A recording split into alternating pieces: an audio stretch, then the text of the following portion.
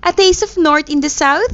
Yes, Beshi! Hindi mo na kailangang dumayo sa Norte para makatikim ng legit na Ilocano food dahil meron na dito niyan sa Imus, Cavite.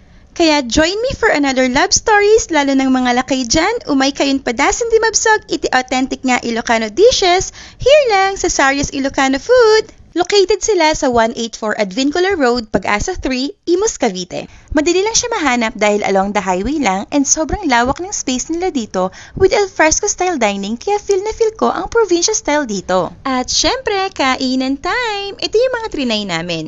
Ito yung pulpog o insarabasab para siyang kilawin pero inihaw sa uling yung karne. Ang sarap neto hindi lang pang ulam, pang pulutan din. Ito naman yung dinakdakan na pasadong-pasado ang sarap sa kasama kong Ilocano. Kita naman sa tiyan nila kay diba na nabusog talaga kahit itago mo pa. Syempre, hindi mawawala yung papaitan na personal favorite ko din dahil saktong-sakto yung lasa ng pait at linamnam ng sabaw. Meron din silang kare-kare na mapapa-extra rice ka sa sarap at grabe, putok-batok lang naman sa bagnet na sahog. After mabusog, nag-order din kami ng bestseller na inumin nila dito. Sagada Coffee kay Lakay at Honey Citron naman sa Beshi Moms nyo. Grabe, sold talaga kami sa mga kinain namin dito at super sulit talaga. Kaya mga Beshi, make sure to visit them ha. Yun lang!